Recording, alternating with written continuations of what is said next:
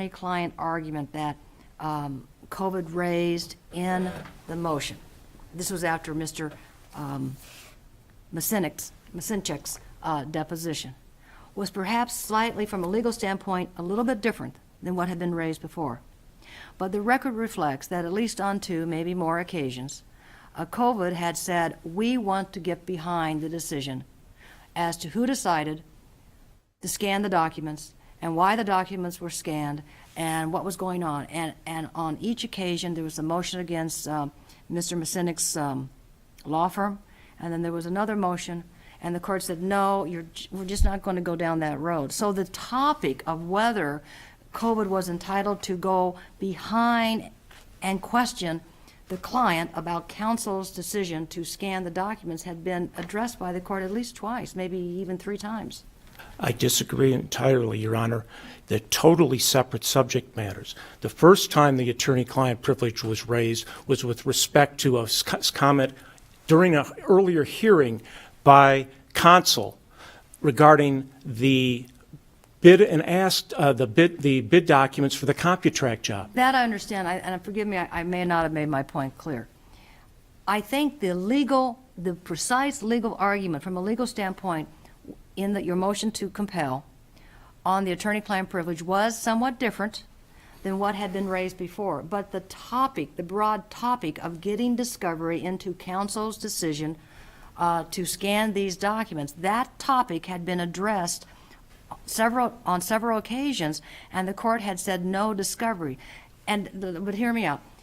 Given that we give our trial judges an enormous amount of discretion when it comes to managing discovery in cases, even though it may have been a slightly different legal argument, the topic of the discoverability of the decision to scan the documents had been considered by Judge Myers, I think Judge Verdeen, at least maybe once if she was involved by then, and the courts had said no, or I think it was Judge Myers who had said no.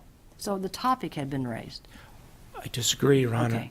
Okay. And that was the basis on which it was brought. Okay. When the discovery from Jayberg and Wilk simply sought to figure out whether they had been the ones that had removed the staples from the documents. It did not seek any communications, did not seek the reasons behind the reason for making the photocopies. That was a totally separate issue. I've been blocked from COVID had been blocked from discovery from getting financial records. Wasn't permitted to get credit card information. Wasn't permitted to get, in these kinds of cases, wasn't permitted to get any telephone records, wasn't permitted to get any of the kinds of discovery that is standard in a trade secret case. So it was for us, it was, in my mind, it was a totally separate issue, and I would not have raised it. I have, for 30 years, I've tried very hard and been careful to follow the court's admonitions whenever they've been made, follow the court rules and follow instructions. And I did that in this case, and I should not have been sanctioned. Counsel, can I change the subject for Yes. a second? Unless Judge Norris No, wants to- please.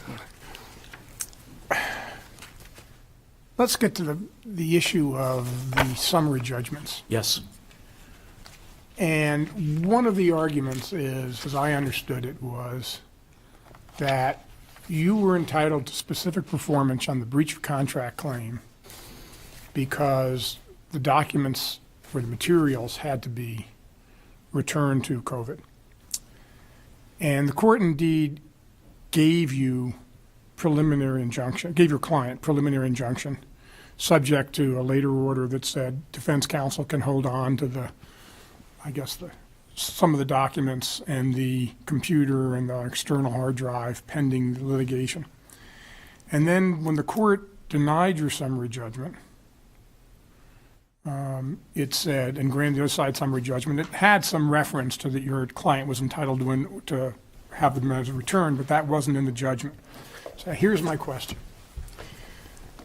Assume, I'm not asking you to concede anything, but assume that we ruled that summary judgment was properly granted to Misinchek, except that you were entitled to some provision in the judgment that required, at the end of the litigation, Missencheck's counsel to return some materials to you. How would, and just assume that's what we were going to do. I'm not saying we are, but just assume that. How would the judgment be worded to accomplish that? The judgment would be worded to, and I specifically ask for it in the relief that was requested in the papers, to permanently enjoin Misincik, including his agents, from using materials covered by the agreement, order the return to COVID of all materials covered by the agreement, and order all such materials be erased from any electronic media before such media is returned to Misincik. That would do that. So if an order came out, if we were going to do that, I'm just saying, we could say that COVID is entitled to, that Misincek and his agents shall return all copies of documents and any electronic documents, or wipe all external hard drives and computer and the computer of any, because as I understand it, it's Mr. Misincek's computer, it's Mr. Misincek's hard drive. Those would be wiped clean of any COVID, any materials protected by the agreement. Not or, and, but yes, beside what you said. You'd return you'd give us a copy of what it was, and then erase the material and erase it, and then give it back, the electronic media to Mr. Misincik. Well, but if it's his electronic media, Right, that's he what doesn't I have said. to return it to you. He just has to wipe That's it what I clean. said. Okay. But we'd get a copy of the documents that are on that material. Okay. On the issue of the breach of contract claim, that the defendants have tried, or the appellees have attempted to bootstrap in the denial of the contempt motions, which has a clear and convincing standard that you must prove, as the only really basis for opposing the summary judgment that he took these documents and has kept them and not returned them to us. The facts, the underlying facts in the record that the court has studied show that despite the preliminary injunction order to return to COVID all of the documents that were involved, we've got 1 page of documents returned. Everything else, none of it was returned. And we documented that there were thousands of them.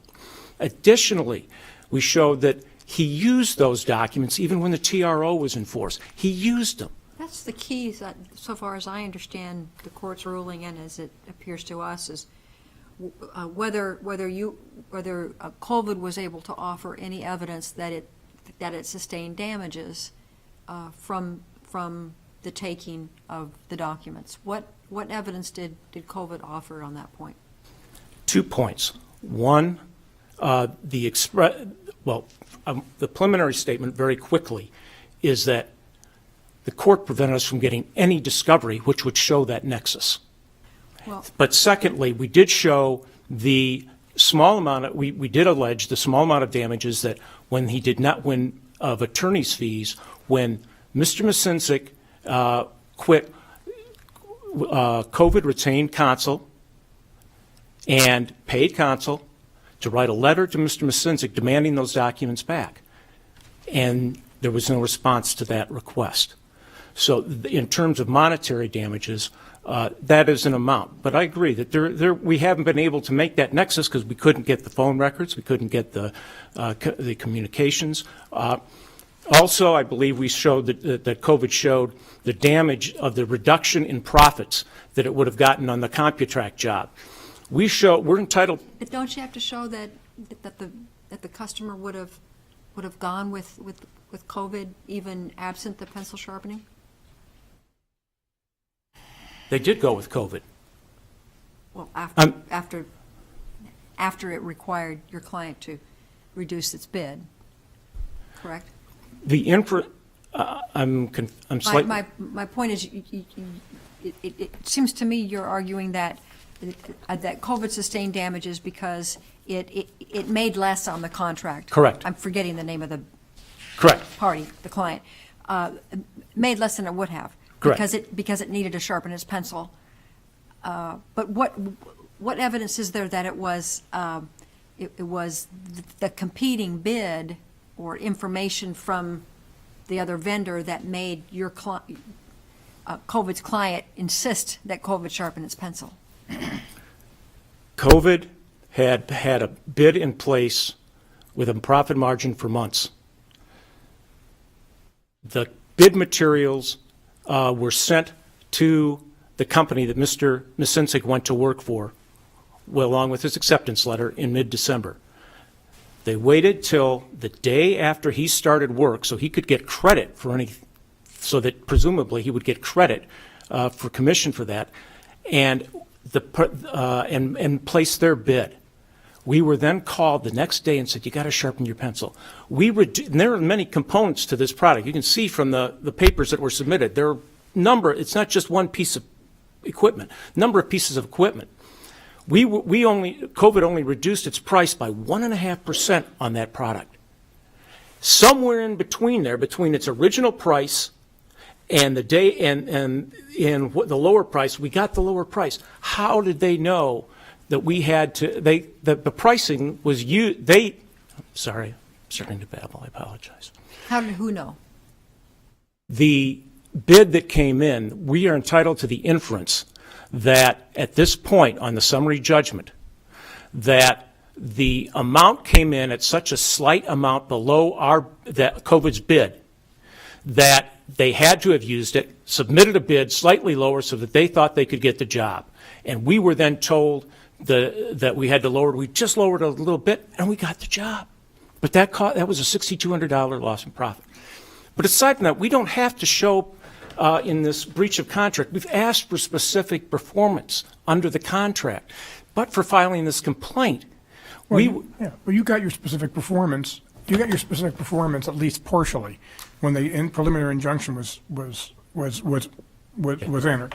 And what you're just saying now is, in response to my earlier question, if I understood your answer, was we have some right under the judgment to have something that says return all the material and wipe clean the hard drive and the external drive, right? Yes. Okay. But what's the basis for doing that? It's the contract. Of course. Okay. Now, And that's a breach. And No, go ahead. go ahead. Well, forgive me, because your time is running short, I do want to ask this one question. Assume for the moment that we agree with the argument that at a minimum, just at a minimum, you may be entitled to more, but at a minimum, COVID should have received, as part of the final judgment, a directive, really specifically saying, performing, ordering specific performance of the return of all of the COVID materials. In that case, do we need to examine COVID's entitlement to any type of equitable relief under the misappropriation claim? it was a belt and suspenders, complaint. The breach, yes, you do, the relief that's being sought for the breach of contract will, if that relief is given, will encompass the trade secrets, and you may not have to reach it. However, we are entitled to injunctive relief even with the threat. When you were dictating to Judge Kessler the terms of the order that you would like to have issued under his hypothetical, you said you would like the court to enjoin the use of information that was taken. If the judgment requires the return of the images and return of the documents and the wiping of the drives, why would the defendant need to be enjoined? Because Mr. Misinsic was ordered to return those documents before. He didn't do it, kept it secret, was ordered not to use them, and used them anyway. COVID needs protection, and I believe is entitled to it. We've had to come to the court to get that protection. Had the documents been returned to begin with, this would not have been an issue, but they weren't, and COVID had to file a complaint. I have one last question. I don't know. Let's assume we went along the hypothetical that I rendered to you about, okay, the judgment needs to be amended to encompass some kind of specific performance, some kind of return of the documents and wiping of the hard drives. Do we need to remand on the attorney's fees issue? Or can we just say, well, let's assume that we did that, does that mean that it has to go back to the trial court to make a new determination on attorney's fees? On the amount of attorney's fees, but not the fact that as a successful party, that we'd be entitled to those Well, attorney's but the fees. court didn't declare you weren't the prevailing party. So you're saying we'd have to send Under it back?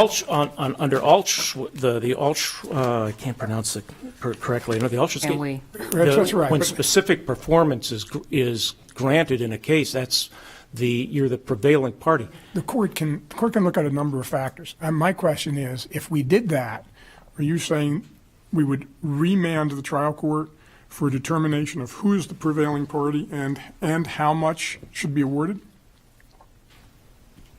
I believe that the relief that we asked for is that one of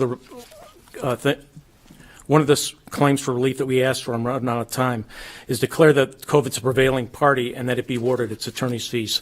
So we've asked for that here in this court, for this court to determine that we are the prevailing party. I've run out of time, and I had wanted to reserve a minute or two. Question. Okay. Thank you, counsel. If it please the court, my name is Craig Martin. In the courtroom is David and Dorinda Misenchek, the defendants' appellees. In answer to your question, Judge Norris, about the sanction order being entered against counsel versus against COVID, it is true the initial minute entry said it was against COVID. However, Mr. Warner failed to object when we proposed a judgment that had the sanctions entered against his client. By the way, in the record is reasons why that might be. I can show you where, but it turns out that Mr. Warner is the son-in-law of the owner of COVID. His office is in COVID. But their failure to object makes it more difficult for you to turn around and change that specific issue. Judge Kessler, you ask a specific question. Assume you're entitled to an injunction. How would it read? I didn't say injunction. I said if he was entitled to some relief. And I was going to ask you the same question, assuming we thought that the judgment should include some kind of language, which I think was in the minute entry too. What would that language be? That's the problem, is that there cannot be any language in an injunction or equitable order. And let me explain why. I'm not a party to that lawsuit. My law firm is not a party to that lawsuit. We have possession of the computer, the hard drive, and documents we copied. We do have those three things to this day, and to this day, Mr. Misenchek has never set eyes on them since they were turned over. You have the hard copies of the documents that you scanned. We have hard copies of the documents we gave them. Right. We have a hard drive, and we have a computer. That's what we have possession And the hard of. drive is the external hard drive. The external hard drive that things But were downloaded you on. did indicate in all of your, several pleadings, I think in response to their motion, COVID's motion for summary judgment, that you had the right to keep those until the litigation was over. That's right. So shouldn't there be some order that says Mr. Misenchek, through his agent, shall return those? There is one. It's called a protective order. It was entered in April of 2010. It says I have 60 days upon the conclusion of this litigation to provide to him all documents that are marked as confidential. Not only does it say that I have 60 days, it has an eyes-only provision in it, which means I'm not allowed to even let Mr. Misenchek see things which are eyes-only. And by the way, that's the only time in my career I've signed an eyes-only protective order, because I don't believe in it. But on the confidentiality order, I gave that some consideration about how that might fit into all of this. And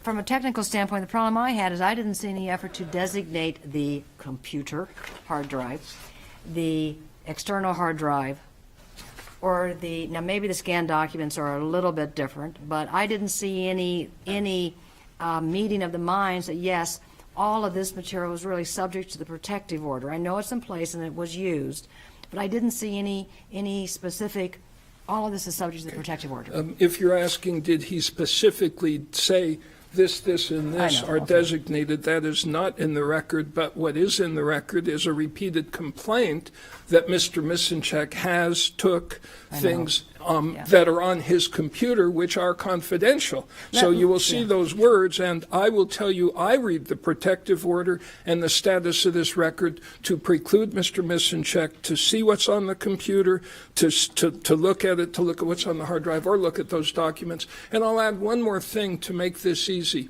This is the only thing not in the record, but the reason I want to say it in open court is that the conclusion of this case, not only are we going to return everything that's them, we're going to give them the computer and the hard drive, so we don't have to argue about this. Mr. Misenchek will never see it, so I'm making a representation in court of what the end result of this case will be, so I don't have to argue with whether we properly deleted everything or gave them back everything. They get the computer. So if I understand your argument, except for your statement in open court, you're saying that there's already an order that requires you to return everything, the protective order, that you interpret broadly, and therefore you don't need the same statement in the judgment. And it's also in the minute entry. I understand it's in the It minute is a entry. distinction without a difference. It's also required of me under the ethical rules of my role of preserving and protecting other people's property. There's a whole lot of things imposed on us as officers of the court, whether it comes from the paperwork, the court order, or our ethical rules. They will get back this stuff without Mr. Misenchek ever seeing it, as if it has value 4 years later, but that's not the argument for today. Sort of interesting to me. It's a sort of a fluid argument, but are you saying that the equal effect of amending the judgment to include this would be something in our decision that says, and counsel shall return, if we didn't have to amend the judgment, and Mr. Martin and his firm shall return all of these things to COVID? There is only one reason this could conceivably make a difference, and that's counsel's quest to avoid attorney's fees for chasing the Misencheks for 3 years trying to prove damages when there were none. And so if there was an order that said we are to do that which we are already required to do, I think it's surplusage, but I again represent, as I did in papers below, we intend to. We will. But I mean, I guess my question was a little bit different, and that is are you, and it's a fair representation that, my understanding fairly clear, that what you're saying is, gee, if you include that in your decision, saying, given the concession or the statements by counsel, they shall be returned, we don't need to amend the judgment? Why does it need to be in the judgment as opposed to a minute entry? I'm an officer of the court. There's an order directing. I understand that, but if we said in our decision, in our appellate decision, that given the minute entry and given the protective order, you would have to, we and your statements in court, this would have to be done. That way we wouldn't have to amend the judgment. Is that fair? Well, you're asking if that's fair. I think it unnecessary surplusage. I also think it not required. I also think it raises questions about the ability to enter injunctive relief against a non-party, even though I'm counsel of record. So there are other issues that you'll have to deal with if you're really thinking about directing a judgment that says that it is to be turned over. But the big picture, because frankly it doesn't make a practical difference, but the big picture is that they want to use that as a, I think the case was Phyllis, which would give them the right to get attorney's fees if they get an order directing the return of property, which is what that one case says. Let me raise an issue that, and we've been discussing the same issue, but from a different perspective. When COVID sued Mr. Masinik, and forgive me, I don't mean to mispronounce your name, I have it now written down phonetically, for breach, the agreement said, keeping out the trade secret, but just said, if you have left our employment, you must give everything back. It was on that point, it was simple. He left with material. He gave some material back at the preliminary injunction hearing. That was the box. You as counsel scanned so you'd have a record of what was returned. Mr. Masinchik kept the computer, and he had copied the computer's contents onto an external hard drive after he left employment, but before he was served with the TRO. But he had that, okay. From a literal looking at the agreement, he has materials, he kept materials, they're in your possession now, understand that, but he left employment with materials in his possession. So in a very narrow and a limited sense, it does seem to me that, based on this record, COVID may well have been entitled to a very narrow order at the end of the case requiring him to return everything that he took in that very limited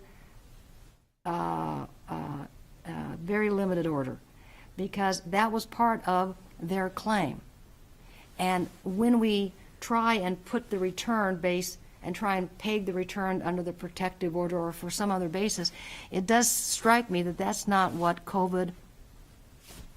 They were entitled to pursue their breach claim, and as part of the breach, they can get an order of specific performance. If you look in the record related to our efforts to obtain fees, you'll see information about settlement discussions, and you will see that those matters were discussed, including, don't waste time on damages, you want a permanent injunction, walk away. We talked about different options to try and avoid this soon after the preliminary injunction was entered, but instead we were hit with emergency motions, and as you know, motions to compel that had no substance and motions for contempt that were rejected.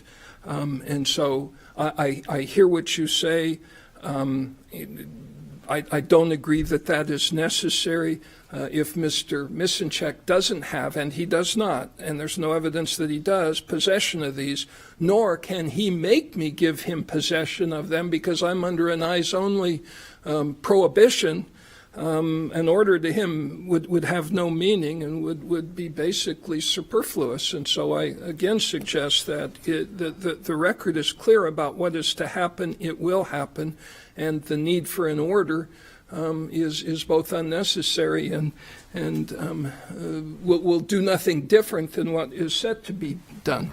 Is it relevant only to fees? Is that what all this is about, entitlement to attorney's fees? As far as I can tell. So there's a judgment that says that COVID wants something. Is that the whole thing? Is that the difference? That's the whole difference. That's what he really wants, is he doesn't want to have to pay the $100,000 in fees the trial court said he had to, and he wants the agreement he wrote says that fees are mandatory. This isn't a 12-3-4101 issue. This is a what does the contract say, and the contract says fees shall be awarded to the prevailing party. So one has to determine who is the prevailing party. If he manages to get an order out of you that says go back and remand with an order to turn over things, he gets to argue he is the prevailing party, when this case has been, and just reading the record will show you, this case has been for the last year a quest to obtain damages, and more than that, a quest to put down the number one salesman who left and had the temerity to leave without leave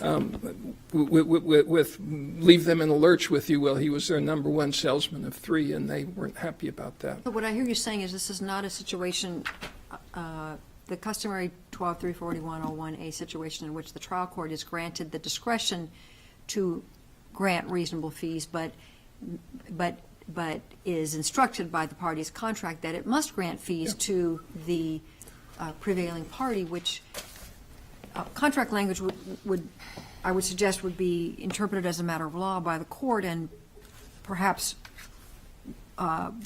would this court abuse its discretion if it were to interpret the contract to instruct the trial court or rule itself on as to which aspect of the litigation one party had prevailed in and which aspect another party had This prevailed court could indeed enter an order saying that the order should, as Judge Norris has suggested, have a little carve-out saying Misanchek's ordered to return things, but Misanchek is still the prevailing party. This court could do that. What happens is the contract does require fees to the prevailing party, but of course the court has to determine their reasonableness nonetheless, because that's still there. Another question that you asked, Judge Johnson, was what evidence do they have of damages? And if I heard it right, I think you heard an admission here that we don't because we didn't get discovery.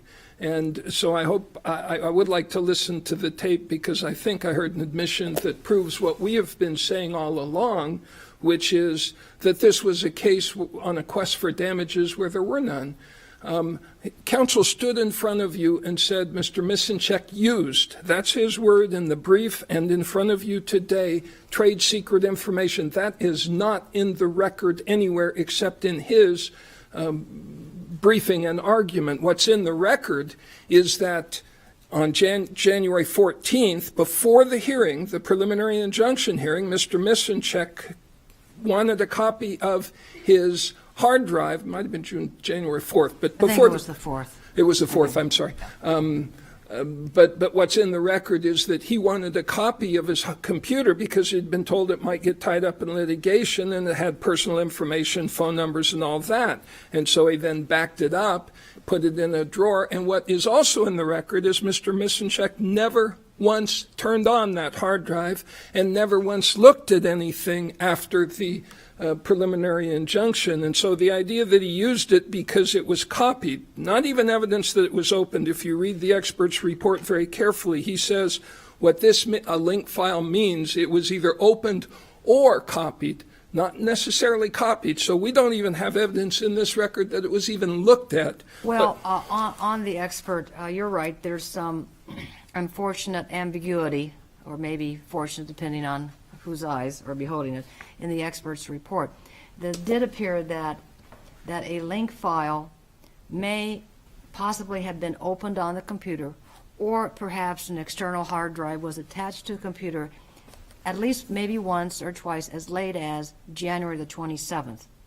But again, we don't know what happened. Exactly, and actually on the 27th, that just was, the computer was turned on, and a non-trade secret document that Mr. Misenchek himself had created and used, which didn't have any of their information, but for his new job was open. So there, if you look closely at the name of the document and look at the evidence, it was not their, quote, customer list, it was not their list of information. So again, one thing I'd agree with him, the devil is in the details. The details here don't prove their case in the least. And you have to look at that because counsel also said he's entitled to inferences, but inferences have to be reasonable. They have to be based on some real fact. And in this case, that 6,200 is, with all due respect, laughable, because the amount of profit they made on this job was, let me get the exact, 82,200. They say if they hadn't had to cut their bid down,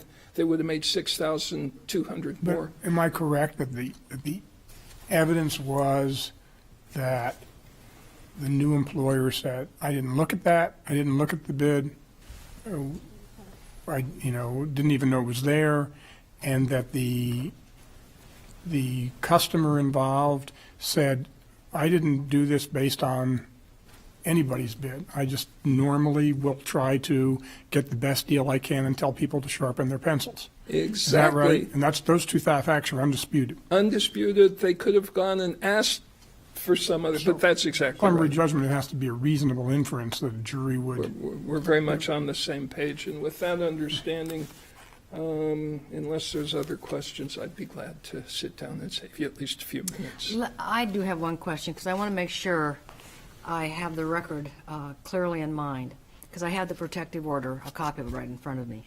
Is there anything in this record in which counsel for COVID or your client's counsel specifically said, okay, the scanned documents, the computer, and the external hard drive are subject to this confidentiality order? I don't know that I can point to where they said it's subject to this order, but I can point to 10 places where they say it is confidential. Well, I know that. And by that word designating and that claiming it word's all over. confidential Yeah. here in your briefing in front of this court and in the briefing below, they've put me on notice that it is, and I assure you that's how I read it, and will read it. So, but no, I cannot point to a specific place where they stamped it as confidential. Or they advised you they thought it was subject to this order, those materials. Other than in pleadings where they seek to have him held in contempt for taking confidential information, where they seek, so not specific, but very clear message. I see, And I get your point, yeah. and I understood your response to the motion for summary judgment to be that at the close of litigation, you would turn over the documents and everything that was on, everything that was on the hard drive and the computer. Yes, sir. That was taken from COVID. That is our response. That's your statement. It is, was, and will be. Yes, sir. Thank you all. Okay, we want to thank both counsel for their arguments. We will take this matter under advisement and issue a written decision in due course. With that, we stand adjourned.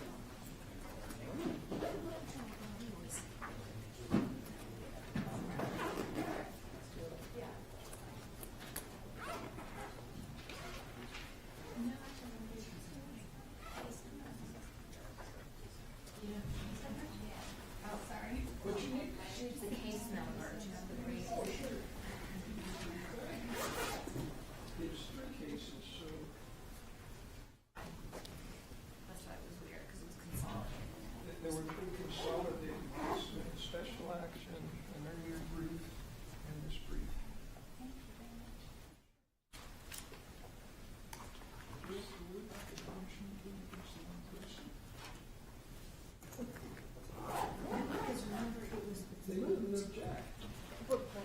The other thing that was answering was that it was moot because there was never any judgment entered on it.